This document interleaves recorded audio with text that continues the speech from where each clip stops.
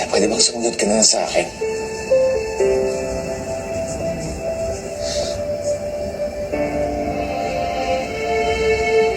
Eh, titigil na natin to. Stella, ayokong madamay ka pa ulit dahil sa akin. Hindi ko nga kaya. Anong hindi mo kaya? Stella, unahin mo yung sarili mo, yung buhay mo, kaysa sa kaligtasan ko.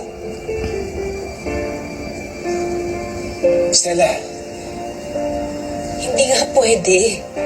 bakit hindi pwede? Dahil mahal kita. Dito ka lang